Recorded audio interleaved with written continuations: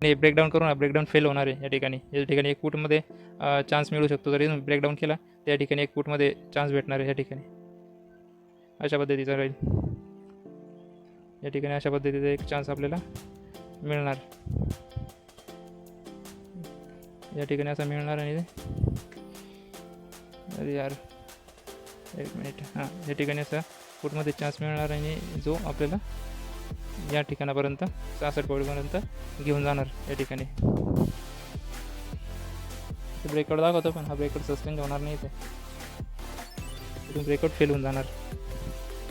ठीक आहे, चला बघू आपण ट्रेडचं काय होतं. तुम्हाला मी त्याचं इमेज किंवा मग याचा व्हिडिओ बनवून तुम्हाला मी टाकण्याचा प्रयत्न करतो चॅनलवर. ओके, इथून मार्केटवरतीही गेले पण रिटर्न येऊन आपण ह्या एरियामध्ये ब्रेकआउटपासून थोडासा वरती या ठिकाणी कन्फर्मेशन बघू आणि इथे एक आपण पुढ साईडचा ट्रेड घेऊ. ओके, हे बघा रिजेक्शन मिळते, हे बघा रिजेक्शन मिळते. अजून नाही घ्यायचा या ठिकाणी ट्रेड.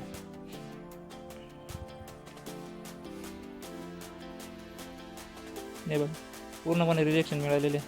आता इथे आपण एंटर करू शकतो. आपण जिथे ठरवलं आहे ना तिथं आपण बाईंग लावून आपण या ठिकाणी एंटर करू शकतो. झाली आपली एंट्री झाली या ठिकाणी. टच केलेलं आहे, टच केलं त्या ठिकाणी. सर्व लोक तिथंच एंटर करत असतील. हे बघा किती परफेक्ट आहे. आणि जसं आपल्या बाजूने जेव्हा ट्रेड मुवमेंट द्यायला लागतो त्यानंतर काय करायचं, आता ही जी बनणारी रेड कॅन्डल आहे तर या रेड कॅन्डलनंतर आपण काय करू शकतो, जर थर्ड रेड कॅन्डल बरोबर आपल्या हिशोबाने जर बनत असेल ना तर आपण स्टॉप लॉस हा ट्रेल करून कॉस्ट टू कॉस्ट घेऊन यायचा. जेणेकरून जर मार्केट इथून पुन्हा युटर्न जर घेतला तर आपल्याला दिसणाऱ्या प्रॉफिटमधून लॉस नको जायला. ओके, कमीत कमी कॉस्ट टू कॉस्ट निघण्याचा आपण इथे प्रयत्न करू. आता आपल्या बाजूने ट्रेड इथे गेलेला आहे आणि इथे आपण आता कॉस्ट टू कॉस्ट निघणार आहोत. इथं आपण मार्केटला 1 रुपया लॉस द्यायचं नाही आहे. इथं थोडंसं मार्केट स्ट्रगल करेल आणि हे इथून ज्या टायमाला मार्केट खाली ब्रेक करेल ही लेवल त्यावेळेला खूप जोरात ब्रेकआउट होईल खाली. ब्रेकडाऊन सॉरी, हे बघा ब्रेकडाऊन. म्हणजे आता इथं आपला 1 रुपयाचा स्टॉप लॉस नाही आहे आणि आपल्याला टार्गेट आता मनासारखे पूर्ण टार्गेट मिळणार आहे ह्या ठिकाणी. हे बघा मोठ्या रेड कॅन्डल्स बनत आहे. आपण थांबून बघू थोडंसं मार्केटमध्ये नेक्स्ट मुवमेंट कशी येते. या ठिकाणी मार्केट थोडंसं जास्त वेळ थांबू शकेल. या ठिकाणी थोडी लिक्विडिटी एरिया आहे या ठिकाणी. त्यानंतर या ठिकाणचं टार्गेट. आणि जर आपल्या बाजूने जर मार्केट मूव्ह करत असेल या ठिकाणी सुद्धा तर मग आपलं नेक्स्ट टार्गेट या ठिकाणी 90 पॉईंटचा.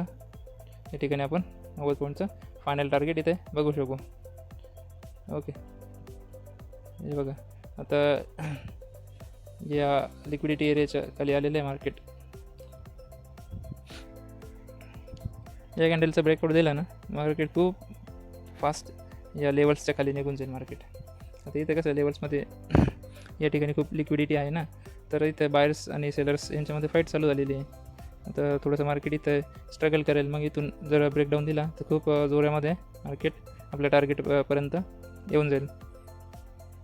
आता इथे जवळपास आपल्याला किती पॉईंट मिळत आहे, जर आपण पहिली जी रेड कॅन्डलचं रिजेक्शन मिळालं आहे थर्ड रेड कॅन्डलचं तिथं जर ट्रेडमधून बाहेर पडलो असतो जवळपास 25 पॉईंट इथे मिळत होते. पण खूप छोटे पॉईंट टार्गेट जर घेत गेले तर एक मोठ्या रॅलीमध्ये आपण थांबू नाही शकणार. त्याच्यामुळे आपलं पहिलं टार्गेट आहे ते 50 पॉईंट इथं थोडंपासून बघून घेऊ. सेकंड टार्गेट 60-70 पॉईंटचा आणि त्यानंतर 90 पॉईंटचा. एवढे आपण 3 टार्गेटमध्ये इथे मार्केटमध्ये थांबलेलो आहे. 3 टार्गेट बघण्याकरता. बघूया मार्केट कशा प्रकारे मुवमेंट करत आहे.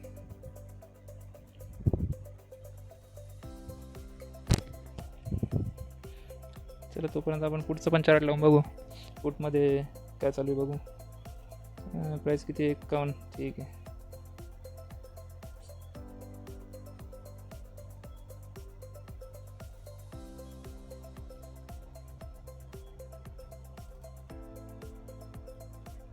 पुढचा चार्ट बघू आपण. 51,000चा पुढचा चार्ट.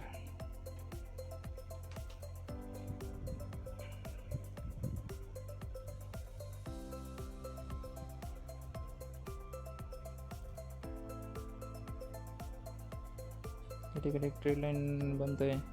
ट्रेड लाईन बनताना दिसते या ठिकाणी.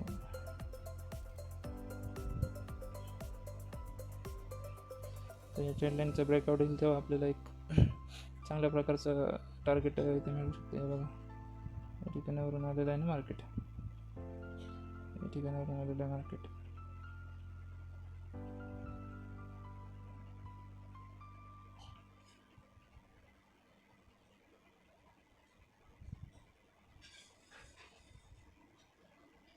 हे बघा ग्रीन कॅन्डल बनण्याला पुन्हा सुरुवात झाली आहे. आपली बाईंग येत आहे, बरोबर. इथे बाईंग आहे आपली, नाही सॉरी इथे बाईंग आहे आपली. हे बघा हे बघा हे बघा बघा किती आपला अंदाज किती बरोबर होता. मार्केट किती फास्टमध्ये मोठ्या ग्रीन कॅन्डल बनवून मार्केट पडतो आहे. इथे ही कॅन्डल जर याच्या खाली जर क्रॉस झाले, ही किंवा याच्या नंतरची या 2 कॅन्डलमध्ये, तर आपल्याला हे खालचं टार्गेट बघायला मिळू शकतं. आणि वाटतं आहे की लवकरच खाली मार्केट ब्रेकडाऊन दिली. ते 4 सेकंद खालून रिजेक्शन नको बनायला मार्केटमध्ये, खालून रिजेक्शन नको यायला. कॅन्डल खाली क्लोज झाली पाहिजे, रिजेक्शन नको खाली यायला. रिजेक्शनने मार्केट खूप स्थिर होऊन जाते. बघा रिजेक्शन ना, येस पाहिजे तशी कॅन्डल इथे बनताना दिसते आपल्याला. या ठिकाणी एक लिक्विडिटी एरिया बनतो आहे या ठिकाणी. आता याचा जेव्हा ब्रेकआउट येईल तेव्हा आपल्याला एक चांगली रॅली बघायला मिळेल या ठिकाणी. सेकंड आपल्या इथे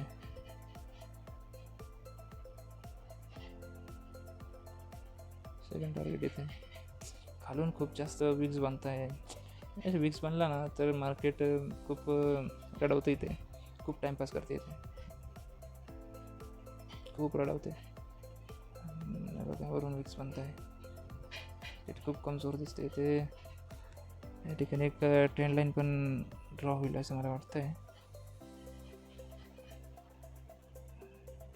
किती विक्स देतोय रे बाबा, किती विक्स देतोस. 90 पॉईंटचं तर आहेच, आणि याला थोडंसं कमी करून घेऊ ना आपण. काय बोलतो त्याला, असं प्रकारचं. खाली खूप मोठे विक्स येत आहे. विक्स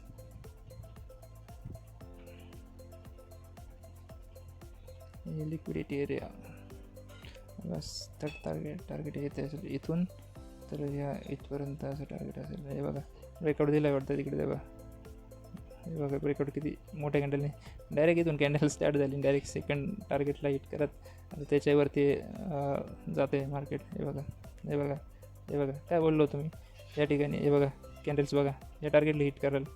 हे बघा हे पूर्णपणे हिट केलं. 90 पॉईंटचं टार्गेट आपलं या ठिकाणी हिट झालं आहे या ठिकाणी. हे बघा, आणि या ठिकाणी थोडंसं मार्केट खाली येण्याची ताकद ठेवते. या ठिकाणी थोडंसं अजून खाली येण्याची ताकद ठेवते, पण तरी आपण हे बघा आपलं टार्गेट कंप्लीट झालेलं आहे, एकदम complete face to face. Third target एकदम कंप्लीट फेस टू फेस. या ठिकाणी मार्केट आपल्याला आपलं टार्गेट पूर्णपणे देऊन गेलं आहे.